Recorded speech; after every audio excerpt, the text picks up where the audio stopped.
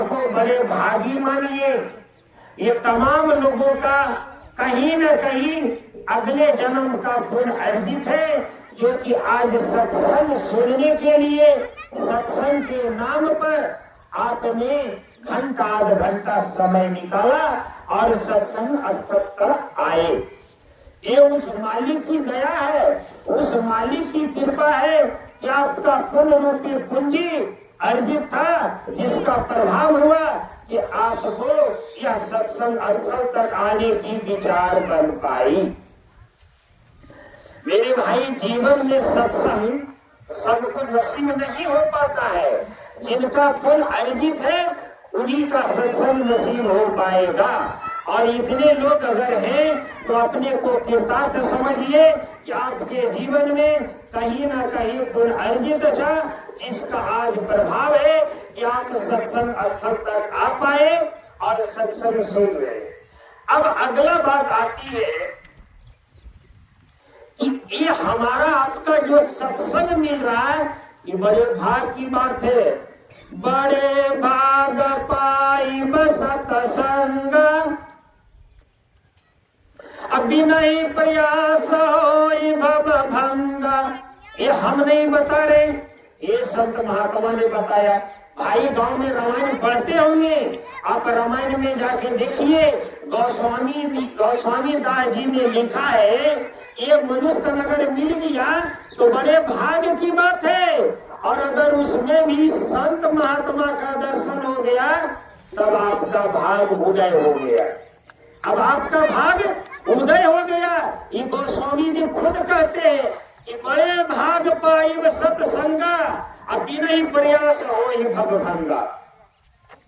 अब देखिए, सत्संग ऐसी चीज है कि अगर हम आप सत्संग में आ गए, सत्संग में बैठ गए, तो बिना प्रयास का भव मतलब भरम, हमारा आपका भरम दूर हो जाए।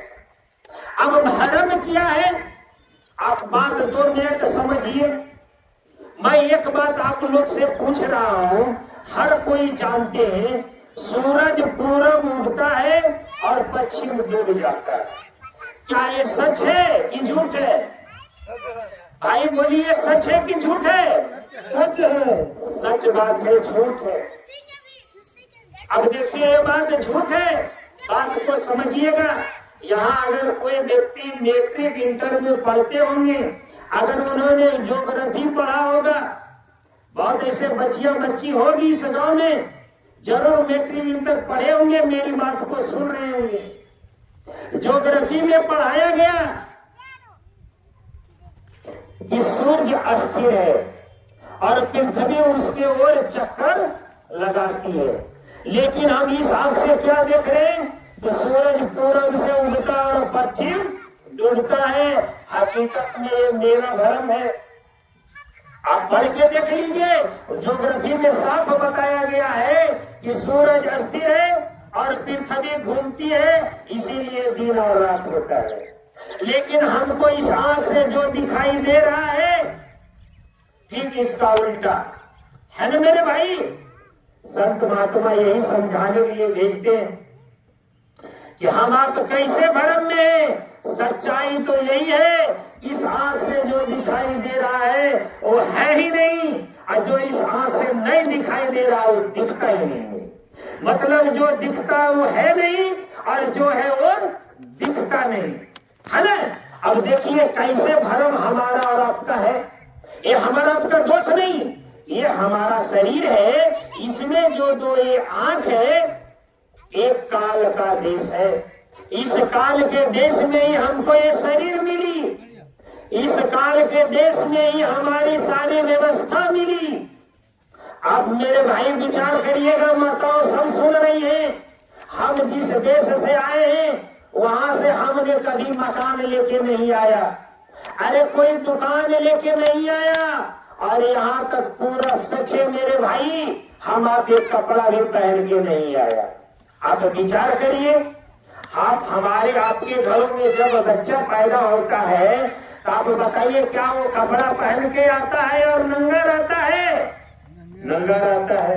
है ना। हमारी सनातन के अनुसार जब जो व्यक्ति मर जाते हैं, अर्थात जिनके शरीर से जीवात्मा निकल जाती है, जब हम आप उसको श्मशान घाट ले जाते हैं और जब पहले अग्नि की चिंगारी लगाते हैं, तो आप बताइए वो जो कपड़े धर देते हैं मलमल का, जिसको कफन बोलते हैं, मेरे भाई पहले वही नहीं जलता है ना। अब सोचिए हम आए नंगा, जाएंगे नंगा, लेकिन हम जब यहाँ आए तो हम यहाँ ने बहुत कुछ देखा, बहुत कुछ पाया और इसी में हम भरमाया। इसीलिए संत महात्मा कहते हैं कि इस शरीर में जो दो आंख है, इस आंख से वही वस्तु को तुम देख पाओगे जो एक दिन तुमको छोड़ के जाना है।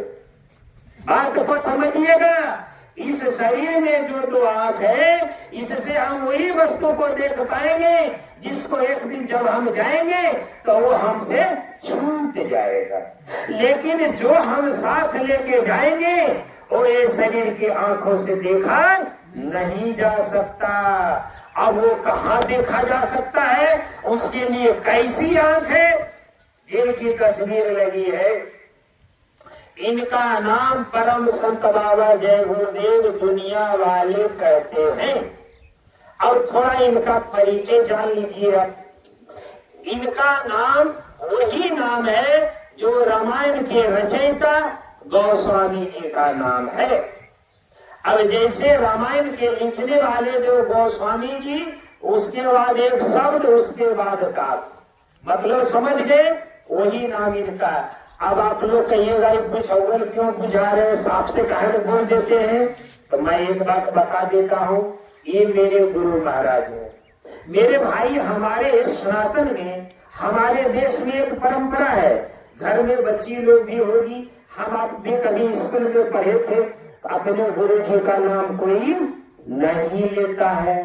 क्या बोलेगा? गणित वाले गुरु जी बोलते थे ना भाई, हिंदी वाले गुरु जी। ऐसे ये हमारे गुरु जी हैं, तो हम इनका नाम नहीं लेंगे, लेकिन इशारा में समझा देता हूँ। पहले शब्द वही लगेगा जो माँ लोग घर में कार्तिक के महीने में एक पौधा है ना, जिसको एक महीना आरती दिखाती है, मतलब समझ गए। पहले वही नाम रहेगा, उसके बाद गोस्वामी रहेगा, उसके बाद दास रहेगा, है ना, वही इनका नाम है। अब सवाल उठता, जब इनका नाम यही है तो लोग इनको जय गुरुदेव क्यों कहते हैं? तो मैं एक बात और बता दूं कि इन्होंने अपने जीवन में अथक परिश्रम और मेहनत करके, साधना भजन करके, इन्होंने जय गुरुदेव नाम का सिद्ध किया। जय गुरुदेव नाम को इन्होंने सिद्ध किया और उस नाम को इन्होंने भगवान का नाम रखा। अब होता क्या है, जैसे अगर आपके गांव में कोई आइसक्रीम बेचने आ जाए, अब भाई आइसक्रीम बेचने आया, उसका तो नाम आप जानते नहीं है ना, लेकिन अगर आइसक्रीम लेना हो तो क्या कहिएगा? ये आइसक्रीम वाला भैया इधर सुनिए, है ना। हालांकि वो व्यक्ति का नाम आइसक्रीम नहीं है, लेकिन वो आइसक्रीम बेचता है। ऐसे इनका नाम जय गुरुदेव नहीं है, इनका नाम वही गोस्वामी है ना, लेकिन इनको जय गुरुदेव लोग बोलते हैं, इसलिए इन्होंने जय गुरुदेव नाम का प्रचार किया, जय गुरुदेव नाम का सिद्धि किया। अब इन्होंने बताया कि बच्चा, इस संसार में हर कोई जानता है कि उसको दो आंख है, दो नाक है, दो कान है, हर कोई जानता है ना। लेकिन ऐसे महात्मा का कहना कि बच्चा उनको भरम है, फिर आगे हम भरम में, इसीलिए भजन में भी बताएगा, इस भरम से उबरने के लिए ये भाव है जो संसार है।